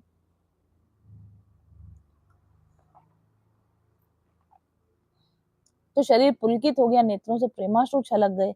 ब्रह्मा जी ने भगवान के उन चरण कमलों में झुककर प्रणाम किया। ठीक है, अब भगवान ने सब उनको दिखाया, फिर भगवान को उन्होंने प्रणाम किया। अब देखिए यहाँ से ये बात पता चलती है, आगे की लाइन से बात पता चलती है कि ब्रह्मा जी ने ध्यान में नहीं देखा था, भगवान एक्चुअली गए थे। ब्रह्मा जी को लोक दिखाया तो मतलब एक्चुअल में दिखाए, ध्यान में नहीं। पहले तो उनको आवाज आई, ओनली आवाज आई तो उन्होंने तपस्या करी। जब तपस्या करी तो भगवान ने क्या किया, खुद उनको लेकर गए अपने लोग, सशरीर गए ब्रह्मा जी। ऐसा नहीं कि ध्यान में देख कर आए, सच में देखा। कैसे पता चला, देखो यहाँ लिखा हुआ है, ब्रह्मा जी के प्यारे भगवान अपने प्रिय ब्रह्मा को, कितने प्रिय रहे होंगे उनको कि पहले तो ब्रह्मा की पोस्ट दी, अब सब दिखा भी रहे हैं। ब्रह्मा जी के प्यारे भगवान अपने प्रिय ब्रह्मा को प्रेम और दर्शन के आनंद में निमग्न, शरणागत और प्रजा सृष्टि के आदेश के लिए योग्य देखकर बहुत प्रसन्न हुए। देखो भगवान ब्रह्मा जी को देखकर बहुत प्रसन्न हुए। क्यों प्रसन्न हुए, कि एक तो उनके अंदर प्रेम भरा हुआ है, दर्शन की वजह से आनंद भरा हुआ है, और उन्होंने पूरी तरीके से अपने आप को भगवान की शरण में डाल दिया है। और भगवान ने उनको जो आदेश दिया है कि प्रजा की सृष्टि करो, तो उसको करना चाह रहे हैं, सही दिल से भगवान का काम करना चाह रहे हैं। जिस पर्पस, सोल पर्पस लेकर वो भगवान ने उनको पैदा किया, उस पर्पस को वो पूरा करना चाहते पूरे दिल से। ये देख कर भगवान को ब्रह्मा जी पर बहुत प्रसन्नता हुई। और फिर उन्होंने क्या उसमें आगे लिखा है, ओ माय गॉड, उन्होंने ब्रह्मा जी से हाथ मिलाया, हैंडशेक किया ब्रह्मा जी से, हेलो ब्रह्मा, वेलकम। ठीक है, हाथ मिलाया, हाथ मिलाया। हाथ ऐसे ऐसे ध्यान में हाथ नहीं मिलाते, हाथ कब मिलाते हैं, जब रियल में किसी से मिलते तो वो हाथ मिलाते हैं।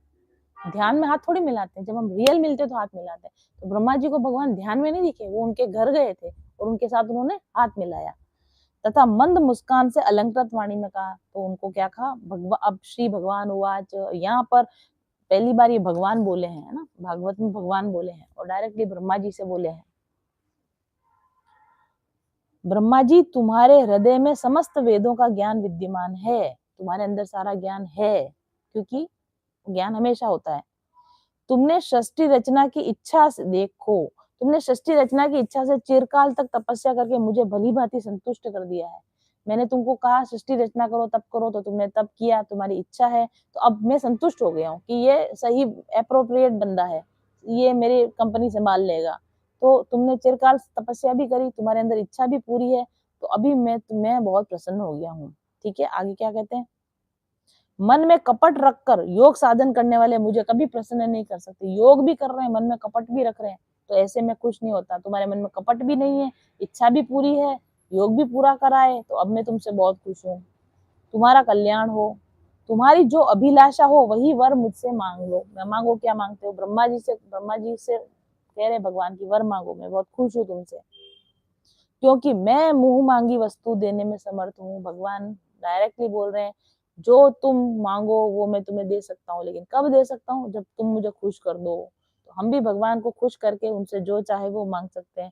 लेकिन भगवान किससे खुश होते हैं, एक तो आपका मन शुद्ध होना चाहिए, और एक आप भगवान की तपस्या करो, भगवान के शरणागत हो, भगवान की तपस्या करो, और भगवान ने आपको जो काम करने के लिए भेजा है उस काम को करो, और भगवान के प्रति प्रेम रखो, तो भगवान प्रसन्न हो जाते हैं, और प्रसन्न होकर आपको जो चाहे वो दे देते हैं। ऐसा हमको इस स्क्रिप्चर से अभी यहाँ जो लिखा है उससे पता चलता है। आगे वो क्या बोलते हैं, ब्रह्मा जी, जीव के समस्त कल्याणकारी साधनों का विश्राम मेरे दर्शन में ही है। कुछ भी करके अंत में जो लास्ट काम है करने का, क्या, मेरे दर्शन करने से जो आनंद आएगा, जो भी साधन करो, जो भी काम करो, जो भी क्रियाकलाप करो, उसका अंत, उसका जो कल्मिनेशन है, उसका जो टॉप मोस्ट रिजल्ट है, वो क्या है कि मेरा दर्शन। सब कुछ करके भी भगवान के दर्शन ना कर पाए, कोई मतलब नहीं, उन सब साधनों का कोई मतलब नहीं है। आगे भगवान कहते हैं, तुमने मुझे देखे बिना ही उस सूने जल में मेरी वाणी सुनकर इतनी घोर तपस्या की। देखो, जल में से वाणी आई, क्योंकि जल में शब्द था, तो जल में से वाणी आई। तो भगवान क्या करें, तुमने मुझे बिना देखे उस सूने जल के अंदर से जो वाणी निकली उसके ऊपर इतना तुमने भरोसा कर लिया और मेरी घोर तपस्या करी, क्योंकि तुमने मेरी बात को माना, तुमने मेरे ऑर्डर को माना और तुमने ऑर्डर मान के बहुत तपस्या करी। इसी से मेरी इच्छा से तुम्हें मेरे लोक का दर्शन हुआ है। तो तुम्हारी इच्छा से नहीं कि मेरी इच्छा से तुमने वो तपस्या करी, मैं खुश हुआ। अब मेरी इच्छा थी कि मैं तुमको अपना लोक दिखाऊं, इसलिए तुमको मेरे लोक का दर्शन हो गया। आगे वो बोलते हैं, तुम उस समय षष्ठी रचना कर्म करने में किंग कर्तव्य विमूढ़ हो रहे थे, क्योंकि तुमको षष्ठी रचना करनी थी लेकिन तुम किंग कर्तव्य विमूढ़ होते, तुम्हें समझ में नहीं आ रहा था। You are like shocked, you are like seized. आप कर ही नहीं पा रहे थे, षष्ठी रचना को कर ही नहीं पा रहे थे। इसी से मैंने तुम्हें तपस्या करने की आज्ञा दी। तो कोई काम हमें करना हो पर नहीं समझ में आ रहा हो कैसे करें, क्या करें, तो क्या करना चाहिए, उस समय तपस्या करनी चाहिए। तो मैंने, जब तुम्हें नहीं समझ में आ रहा था कि षष्ठी रचना कैसे करनी है, तो फिर मैंने तुम्हें क्या कहा कि पहले तो क्या करो, तपस्या करो, क्योंकि निष्पाप तपस्या मेरा हृदय है और मैं स्वयं तपस्या का आत्मा हूँ। क्योंकि एक तो तपस्या करने से ही आदमी निष्पाप बनता है, और निष्पाप बनता है तो ही भगवान को पा सकता है। तो कहते हैं तपस्या मेरा हृदय है और मैं स्वयं तपस्या की आत्मा हूँ। जब बिना तपस्या किए भगवान नहीं मिलते हैं। मैं तपस्या से ही इस संसार की सृष्टि करता हूँ। देखो भगवान उनको आगे की दे रहे हैं कि तुम सृष्टि रचना नहीं कर पा रहे हो ना, तो मैं तुम्हें की बताता हूँ, बिना तपस्या के सृष्टि रचना नहीं कर पाओगे। मैं खुद भी जो ये रचना करी है सारी इतनी सुंदर देख रहे हो, कि तपस्या के बल पर मैंने ये रचना करी है। तो तुम भी क्या करो, तपस्या करो। तपस्या करोगे तो संसार की सृष्टि कर पाओगे। मैं तपस्या से ही इस संसार की सृष्टि करता हूँ, तपस्या से ही इसका धारण पोषण करता हूँ, और तपस्या से ही इसे अपने में लीन कर लेता हूँ। मैं जो भी कुछ कर रहा हूँ तपस्या के बल पे कर रहा हूँ। मैंने आपको बोला था ना, कारणोदकशाही विष्णु बने, फिर उन्होंने योग ने बहुत तपस्या करी, फिर आगे की स्टेप। ऐसे ही क्षीर सागर में विष्णु भगवान बने, तो फिर उन्होंने योग निद्रा तपस्या करी, फिर आगे की स्टेप। अब ब्रह्मा जी को भी क्या करना है, सृष्टि निर्माण करना है। तो सृष्टि निर्माण से पहले क्या करना पड़ेगा, बहुत तपस्या करनी पड़ेगी। तो आपको और हमको भी अगर लाइफ में अपग्रेड होना है, कुछ अच्छा करना है, कुछ बेटर करना है, तो हर काम नए स्टेप पर, नेक्स्ट स्टेप पर जाने से पहले क्या करना पड़ता है, तपस्या करनी पड़ती है। तपस्या मेरी एक दुर्लंघ्य शक्ति है। तपस्या मेरी दुर्लंघ्य है, इसका उल्लंघन नहीं हो सकता। इस मतलब ये ऐसी शक्ति है कि इसके परे जाकर कुछ नहीं किया जा सकता। ऐसी शक्ति है, जो चाहे तपस्या से मिल जाता है। ये तपस्या की जो, ये भी भगवान की शक्ति है, जैसे बाकी शक्तियां ना। अब तपस्या नाम की भी एक एक देवी देवता कुछ है, होंगे जरूर। जब तपस्या नाम की देवी होगी जो भगवान की सेवा में रहती होगी, वो उनका भी सगुण रूप होगा, साकार रूप भी होगा और निर्गुण रूप भी होता है। तो वो कह रहे हैं तपस्या भी मेरी शक्ति है। जितनी भी भगवान की शक्तियां होती है वो साकार रूप लेके भगवान की सेवा में रहते हैं। ठीक है, जैसे श्री, श्री का मतलब धन, तो धन भी श्री का रूप लेके, देवी का रूप लेके भगवान की सेवा में रहते हैं। ऐसे भक्ति, तो भक्ति, भक्ति भी देवी का रूप लेके भगवान की सेवा में रहते हैं। ऐसे तपस्या, तपस्या भी देवी का रूप लेके भगवान की सेवा में रहते हैं। सभी शक्तियां साकार रूप में भगवान की सेवा में रहती हैं। यहाँ तक बात समझ में आ गई? Give me a thumbs up.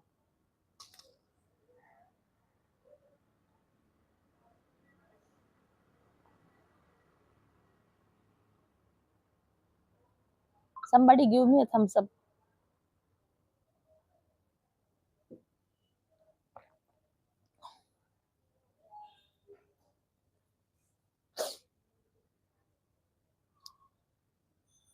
Okay, so तो जब भगवान ने उनको कहा कि भाई ऐसा है कि तुम्हें सृष्टि रचना करनी है तो तुम तपस्या करो, मैंने भी तपस्या से ही सब बनाया है, तुम भी तपस्या से ही बनाओ, है ना।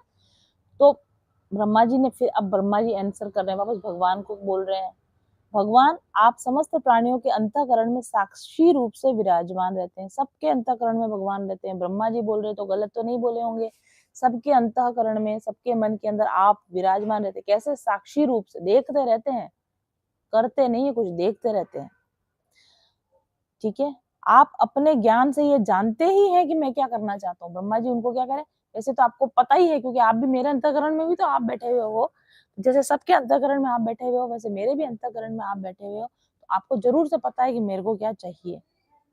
तो ये क्या कह रहे हैं कि मेरी ये मांग पूरी कीजिए, क्योंकि वर मांगा ना, मेरी ये मांग पूरी कीजिए कि मैं आपके सगुण और निर्गुण दोनों ही रूपों को जान सकूं। इसीलिए तो मैंने कहा कि आई नो वाली सृष्टि बनाई ब्रह्मा जी ने, क्योंकि पहले सब जान के आए, ऐसे सब देख कर आए, सब स्टडी करके आए, पढ़ाई करके आए, ऐसे नहीं है ऐसे। ऐसे आए और बस ऐसे गई में बना दी, इतनी पढ़ाई कर गया तो भी सही नहीं बना पाए। लेकिन तो उन्होंने कहा भगवान को कि सगुण और निर्गुण दोनों ही रूपों को मैं कैसे जानूं, आप मुझे समझाओ, अपने आप को मुझे समझाओ। और फिर उन्होंने आगे देखो क्या बोला है, जैसे मकड़ी अपने मुंह से जाला निकाल कर उसमें क्रीड़ा करती है, फिर उसे अपने में लीन कर लेती है। ये समझ गए भगवान कैसे बनाते हैं, जैसे मकड़ी अपने मुंह से ही जाला निकालती है, फिर जाला बना देती है, फिर उस जाले में खुद ही आके बैठ जाती है, और फिर जब उस जाले को खुद ही मुंह में खा के वापस वो खत्म भी कर देती है। ब्रह्मा जी को समझ में आ गया सब कुछ कहाँ से बनता है, भगवान के अंदर से बनता है।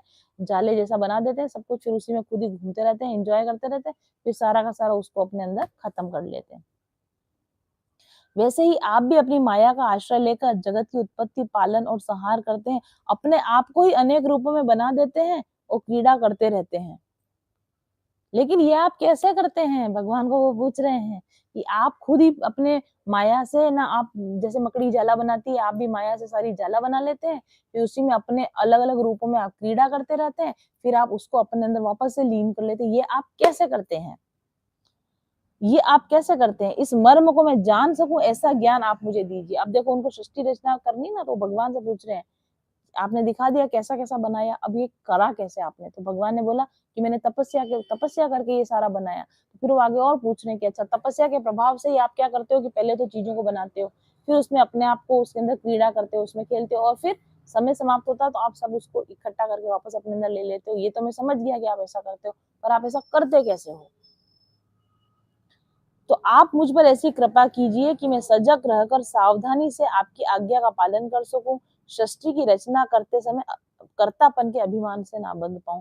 तो ब्रह्मा जी वहां सब अच्छे से देख कर आ गए कि मेरे को तो केवल इन्होंने क्या बनाया है, ड्राइवर सीट पर बिठाया है, बाकी करने वाले ये खुद भगवान है। तो उन्होंने बोला कि एक तो मेरे को पहले आपका सगुण और निर्गुण रूप के बारे में बताओ कि आपका सगुण रूप कैसा है, आपका निर्गुण रूप कैसा है।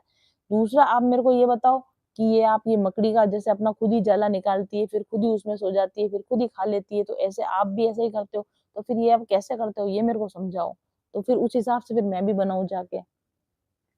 और देखो आगे उन्होंने और क्या बोला है, प्रभु आपने एक मित्र के समान हाथ पकड़कर मुझे अपना मित्र स्वीकार किया है। देखो 2 बार हुआ है कि यहाँ इधर लिखा है कि ब्रह्मा जी से हाथ मिलाया, और यहाँ पर लिखा है कि आपने मित्र समझकर हाथ पकड़कर मुझे मित्र स्वीकार किया है ना? तो आप एक दोस्त की तरह अच्छे से बैठ के समझाओ मेरे को। अतः जब मैं इस सेवा ये भगवान की सेवा ब्रह्मा जी किसने क्या भगवान भगवान ब्रह्मा जी ने क्यों बना रखे? भगवान की सेवा है, ये भी भगवान भगवान की इच्छा है ना। भगवान के पार्षद जो भी कुछ करते हैं भगवान की सेवा के लिए करते हैं। ब्रह्मा जी को बोल दिया कि सृष्टि बनानी है, तब बनानी है, जैसी बन रही है, जैसी नहीं बन रही वह बनानी है। तो वो कह रहे कि मैं जब सृष्टि रचना में लगूंगा तब मैं अभिमान ना करूं, ऐसा मेरे को समझाओ, इतने बढ़िया से समझाओ कि मैं करूं तो ऐसे करूं कि आपकी सेवा समझ के करूं, अभिमान ना समझूं। क्योंकि देखो आपने मेरा हाथ पकड़ कर मुझे मित्र के समान बिठाया अपने पास, समझा रहे हो, तो फिर मेरे को अच्छे से समझाओ कि मैं ये काम कैसे करूं। तो फिर आगे भगवान उनको क्या बोलते हैं, अनुभव, प्रेमा, भक्ति और साधनों से युक्त अत्यंत गोपनीय अपने स्वरूप का ज्ञान मैं तुम्हें कहता हूं, तुम उसे ग्रहण करो। वो बता रहे भगवान को कि मैं अपना गोपनीय स्वरूप का तुमको बता रहा हूँ, तुम उसको ग्रहण करो। मेरा जितना विस्तार, मेरा जो लक्षण है, मेरे जितने रूप गुण और लीलाएं हैं, मेरी कृपा से उनका तत्व ठीक ठीक वैसा ही अनुभव करो। देखो भगवान इतने उन पर करुणा कर रहे हैं कि अपने बारे में सब उनको बता रहे हैं कि सगुण कैसा है, रूप कैसा है, मेरा गुण कैसा है, मेरी लीलाएं कैसी, तुम सब कुछ जानो अच्छी तरीके से। और आगे वो क्या कहते हैं, सृष्टि के पूर्व में केवल मैं ही मैं था, जब सृष्टि नहीं थी तब भी मैं था, मेरे अतिरिक्त न स्थूल था न सूक्ष्म था, और जहां सृष्टि नहीं है वहां मैं ही मैं हूँ, और जहां सृष्टि के रूप में कुछ प्रतीत हो रहा है वो अभी मैं हूँ, और जो कुछ बचा रहेगा वो अभी मैं हूँ। उनको समझाया और दिखाया होगा, आई थिंक उनको दिखाया होगा कि कैसे मैं हूँ। इतना प्यार से समझा रहे हैं तो मैं भी तो देखो प्यार से समझाती हूँ, तो आपके लिए सब प्रैक्टिकल वगैरह ये सब करके लेके आती हूँ कि नहीं आती हूँ कि हाँ आदमी को समझाए तो कम से कम ऐसा समझाए कि थोड़े उसके पल्ले पड़े। ये इतने सारे, ये कल भी समझाया था ना, ये मॉडल काट के दिखाया था ना आपको, तो ये ऐसे ब्रह्मा जी को भगवान ना बैठ के बहुत अच्छे से समझा रहे हैं कि देखो ये मैं हूँ, ये ये मैं हूँ, और ये मेरी सृष्टि है, और यहाँ हमारी पार्टी हो रही है। ये सब भगवान को बड़े प्रेम से समझाते हैं, अपनी लीलाएं समझाते हैं, गुण समझाते हैं, सब उनको ज्ञान देते हैं। आगे देखो वो क्या बोलते हैं, सब प्राणियों के शरीर में उनकी आत्मा के रूप में मैं ही प्रवेश करता हूँ, है ना? तो अगर तुम जब सृष्टि रचना बनाओ या कोई भी प्राणी जब भी कुछ बनाए तो क्या क्या उसको होना चाहिए? कैसे जाने, अभिमान कैसे ना आए कि यह ब्रह्म नहीं है, यह ब्रह्म नहीं है, इस प्रकार निषेध की पद्धति से या यह ब्रह्म है, यह ब्रह्म इस अन्वय की पद्धति से मैं भी समझाऊंगी आपको। सर्वातीतम स्वर स्वरूप भगवान ही सर्वदा सर्वत्र स्थित है, वही वास्तविक तत्व है। जो आत्मा और परमात्मा का तत्व जानना चाहता है, उन्हें केवल इतना ही जानने की आवश्यकता है। देखो ब्रह्मा जी को क्या बोलते हैं कि बता तो उन्होंने सारा दिया, फिर उन्होंने कहा कि अभिमान ना आए। तो अभिमान ना आए उसका एक ही तरीका है, या तो आप नेति नेति से चलो या अन्वय मार्ग से चलो। नेति नेति से चलने का मतलब जैसे कुछ भी आपके पास में हो ना कि यह ब्रह्म नहीं है, ये माया है। अगर ब्रह्म नहीं तो क्या माया? तो यह ब्रह्म नहीं है, यह ऐसे हर चीज को मना करते जाओ। यह भी ब्रह्म नहीं है, यह भी ब्रह्म नहीं है, यह भी है, यह भी ब्रह्म नहीं है, ये भी ब्रह्म नहीं है। जो विद्वान लोग होते हैं, ज्ञानी लोग होते हैं, वो हर चीज को रिजेक्ट कर देते हैं कि हम किसी भी चीज में मोह नहीं लगाएंगे, मन नहीं लगाएंगे, किसी भी चीज को हम स्वीकार नहीं करेंगे क्योंकि ये भी ब्रह्म नहीं है, ये भी ब्रह्म नहीं है, ये भी ब्रह्म नहीं है, ये भी ब्रह्म नहीं है। ऐसे हम नकारते जाएंगे, नकारते जाएंगे, नकारते जाएंगे, नकारते जाएंगे, मतलब अज्ञान की परतें हटाते जाएंगे, अज्ञान की परतें हटाते जाएंगे। जब अज्ञान की परतें हटाते जाओगे, हटाते जाओ, कहाँ गया वो कागज? जब अज्ञान की परतें हटाते जाओगे तो क्या होगा? आप इसके बाहर निकल जाओगे, क्योंकि इस काले गोले में आप देख रहे हो, इस काले गोले के अंदर ये तो जो सब है सब माया ही है ना। तो या तो आप हर एक चीज को हर एक चीज को मना कर दो कि ये माया है, ये माया है, ये माया है, ये माया है, हम नहीं मानते इसको भगवान, हम नहीं मानते इसको भगवान, हम नहीं। तो अल्टीमेटली ऐसा करते करते भगवान एक्चुअली क्या है वो आपके सामने प्रकट हो जाएंगे। ये भी नहीं, ये भी नहीं, ये भी नहीं, ये भी नहीं। इसको नेति नेति बोलते हैं। नेति नेति की प्रक्रिया के द्वारा अगर आप हर चीज को रिजेक्ट करते जाओगे कि पति पत्नी, कपड़े, धन दौलत, ये वो, मुझे कुछ नहीं चाहिए, मुझे कुछ नहीं चाहिए क्योंकि ये भी भगवान नहीं, ये भी भगवान नहीं, ये भी भगवान नहीं, ये भी भगवान नहीं। आप इस प्रोसेस के थ्रू जाओगे तो जो भगवान है वो आपके सामने प्रकट हो जाएंगे एक दिन कि मैं हूँ भगवान। सबको रिजेक्ट कर रहा, मैं हूँ भगवान। जैसे ब्रह्मा जी के सामने प्रकट हो गए, उनकी तपस्या से इतने प्रसन्न हो गए कि अब मैं बताता हूँ मैं क्या हूँ। ये देखो मैं हूँ, ये मेरा घर है, यहाँ हमारी पार्टी हो रही है, ये बता दिया भगवान ने। तो या तो नेति नीति के थ्रू आप मुझे जान सकते हो, या फिर यह भी ब्रह्म है, ये फिर तो, या फिर सब भगवान है। भगवान तो कह रहे मैं तो कण कण में भगवान हूँ, कण कण में भगवान हूँ। हमने तो देखा ही है कि कण कण में भगवान कैसा है, हर तत्व में भगवान कैसे बने, अग्नि में, जल में, वायु में, सब सब कहाँ से आया? भगवान की इच्छा से आया। इच्छा कहाँ उठी? भगवान के अंदर उठी। तो सब कुछ भगवान ही है, सबके अंदर भगवान ही घुस घुस के काम कर रहे हैं। विष्णु बन के काम करते हैं, ब्रह्मा बन के काम करते हैं, शंकर बन के काम करते हैं, भगवान ही तो कर रहे हैं सब। या तो आप हर चीज को मान लो कि मैं ये भी भगवान है, ये भी भगवान है, ये भी भगवान है, ये भी भगवान है। जो भी इंसान से मिल रहा है वो भी भगवान है, जो काम कर रहा है वो भी भगवान का काम। सब कुछ, पूरी सृष्टि को ही भगवानमय मान लो तो आप भगवान से मिल जाओगे। या फिर सबको नकार दो कि इसमें तो कुछ भी भगवान नहीं है, सब माया है, तो भी भगवान से मिल जाओगे। तो वो बता रहे हैं अगर इन दो भावों में रहोगे, या तो इस भाव में रहोगे तो भी अभिमान नहीं आएगा, इस भाव में रहोगे तो भी अभिमान नहीं आएगा। अब आगे वो क्या कहते हैं, ब्रह्मा जी तुम अविचल समाधि के द्वारा मेरे इस सिद्धांत में पूर्ण निष्ठा कर लो। ये बात पकड़ लो मेरी कि या तो सब कुछ ये मान लो कि मैं ही हूँ सब कुछ, तो भी अभिमान नहीं आएगा, या ये मान लो कि कुछ भी मैं नहीं हूँ, सब मेरी माया है। तो जब सब मेरी माया से हो रहा है तो तुमने क्या किया? तुमने कुछ भी नहीं किया, तो भी अभिमान नहीं आएगा। सब कुछ मेरी माया है और सब कुछ भगवान ही करवा रहे हैं, या तो यूं मान लो तो भी अभिमान नहीं आएगी, या फिर जो कुछ है वो सब कुछ भगवान ही है, यूं मान लो तो भी आपको अभिमान नहीं आएगा। इससे तुम्हें कल्प कल्प में विविध प्रकार की सृष्टि रचना करते रहने पर भी कभी मोह नहीं होगा। अब ये दो चीजों को पकड़ के आप जिंदगी में कुछ करो, खाओ पियो घूमो फिरो कुछ भी करो, कभी मोह नहीं आएगा, कभी अभिमान नहीं आएगा, क्योंकि आपको पता है कि जो कुछ भी हो रहा है भगवान की इच्छा से हो रहा है, भगवान की माया से हो रहा है। या तो यूं मानो तो भी अभिमान नहीं होगा, या यूं मानो कि जो है सब भगवान ही है, हर ये पेन कागज ये सब भगवान है, सब भगवान है, तो फिर भी अभिमान नहीं आएगा। सब भगवान ही है तो फिर मुझे मेरा क्या है, मेरा तो कुछ भी नहीं, सब भगवान का है, तो भी आपको अभिमान नहीं आएगा। भगवान ने उनको ऐसा ज्ञान दे दिया। और फिर क्या हुआ देखो, इस प्रकार से उपदेश देकर लोक पितामह ब्रह्मा जी को इस प्रकार उपदेश देकर अजन्मा भगवान ने उनके देखते ही देखते अपने उस रूप को छिपा लिया। अंतर ध्यान हो गया पूरा, वो आंख खुली तो कुछ भी नहीं था, ऐसा लगा मैं सपना देख रहा था। सपना नहीं देख रहे थे, वो वहीं थे, उस लोक में ही थे। वो मिलाया, उन्होंने हाथ भी मिलाया, लेकिन देखते देखते वो चीजें उनकी आंखों से गायब हो गई। और उनको आवाज लगा रहे मैं तो कमल पे बैठी हूँ, वापस कमल पे आ गए अपने। जब सर्वभूत स्वरूप ब्रह्मा जी ने देखा कि भगवान ने अपने इंद्रिय गोचर स्वरूप को, जो आंखों से नजर आ रहा है ऐसा स्वरूप अभी नजर आ रहा था हमारे सामने से, हटा लिया है। उन्होंने थोड़ी देर के लिए उसको नजर ऐसा बनाया, उनका इंद्रियों को दिव्य दृष्टि ऐसी दी कि वो लोक नजर आने लग गया। और फिर ऐसा हुआ कि वो इंद्रियों से ताकत, वो लोक कहीं नहीं गया, उन इंद्रियों से वो शक्ति छीन ली जिससे भगवान नजर आते हैं। तो थोड़ी देर के लिए ब्रह्मा जी को आंखें दी, वो दृष्टि दी, वो शक्ति दी कि उससे वो भगवान के लोक को उन्होंने देख लिया। और जब सब देख लिया, सब समझ लिया, बातचीत हो गई, डायरेक्ट कॉल हो गया, है ना, वीडियो कॉल, कॉन्फ्रेंस कॉल अच्छे से हो गया, फिर मीटिंग इज ओवर, उनके अंदर से वो ताकत हटा ली और कुछ भी नहीं है। अभी भगवान थे, अभी भगवान नहीं है, अभी लोक है, अभी लोक नहीं है, ऐसा हो गया उनके साथ।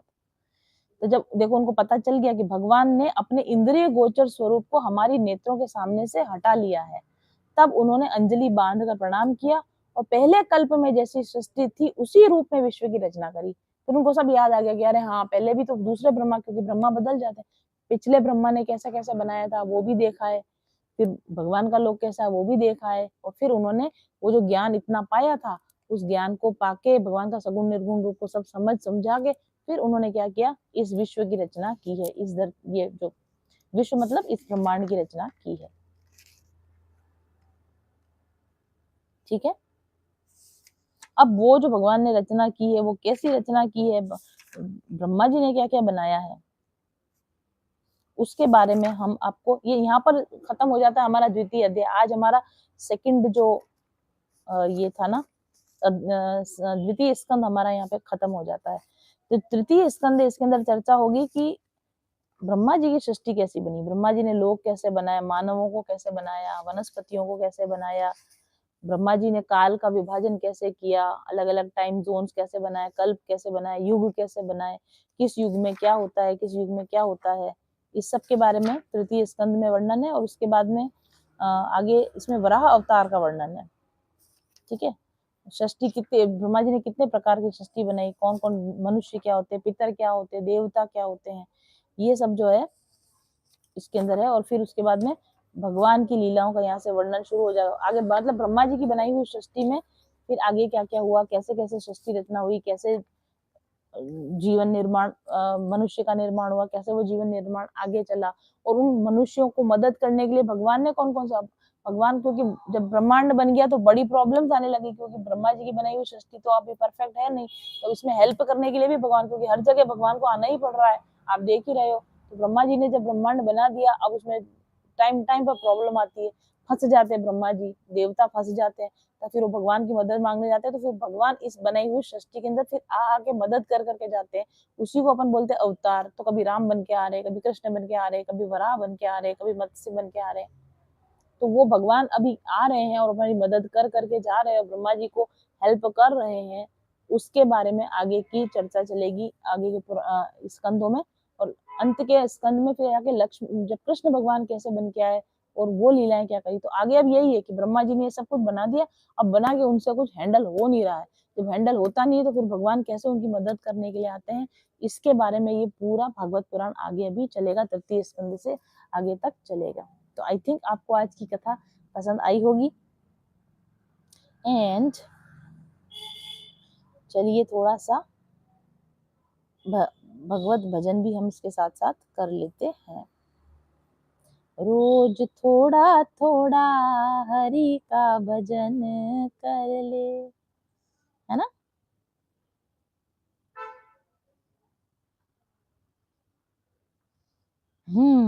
वैसे तो मुझे ये भजन आता नहीं है, पर क्योंकि लाइनें मेरे दिमाग में आई हैं तो चलो शुरू करके देखते हैं। Jabronics, always ahead. Bluetooth mode. Z Sound Beast 200 is now connected.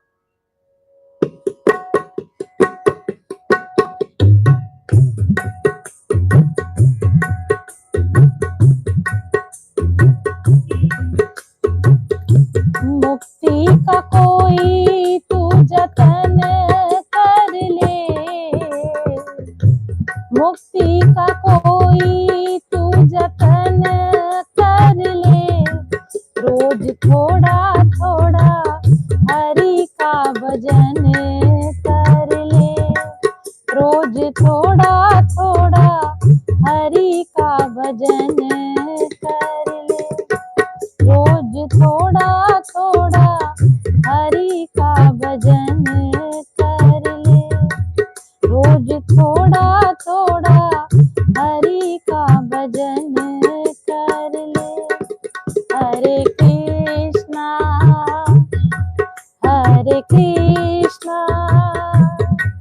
Krishna Krishna Hare Hare, हरे रामा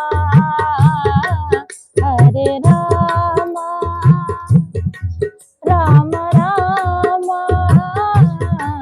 हरे हरे, हरे कृष्णा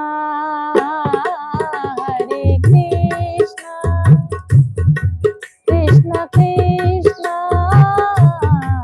हरे हरे, हरे राम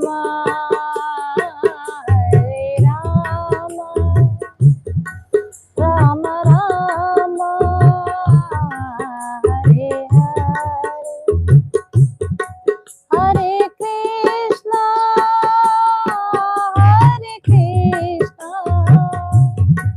कृष्ण कृष्ण हरे हरे, हरे राम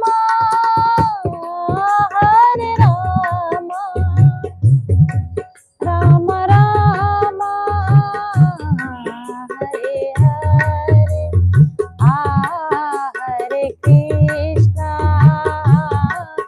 हरे कृष्णा कृष्ण कृष्ण हरे हरे,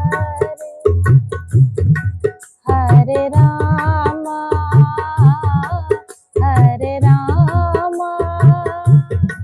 राम राम हरे हरे, हरे कृष्ण कृष्ण कृष्ण हरे हरे, हरे राम राम राम, हरे कृष्ण साथ में गाइए, हरे हरे हरे राम राम राम हरे, हरे कृष्ण कृष्ण कृष्ण हरे हरे, हरे राम राम राम हरे हरे, हरे कृष्ण कृष्ण कृष्ण हरे, हरे राम राम राम, हरे कृष्ण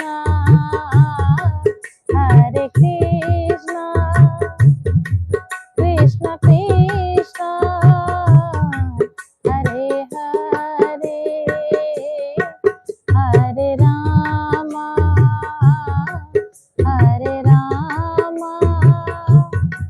राम राम हरे हरे,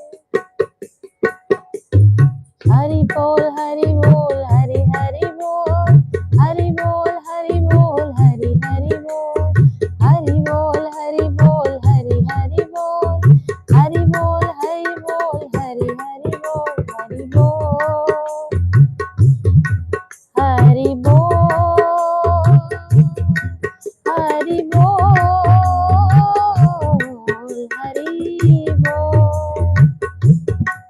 हरि बोल हरि बोल हरि बोल हरि बोल, केशव माधव गोविंद बोल, केशव माधव गोविंद बोल, केशव माधव गोविंद बोल, केशव माधव गोविंद बोल, हरे कृष्णा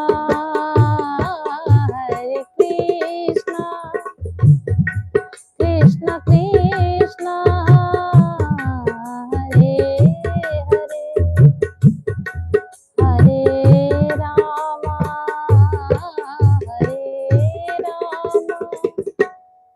राम राम हरे,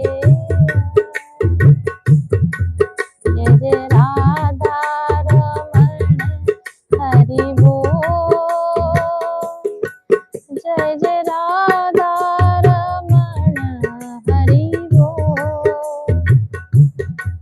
जय जय राधा रमण हरि बोल,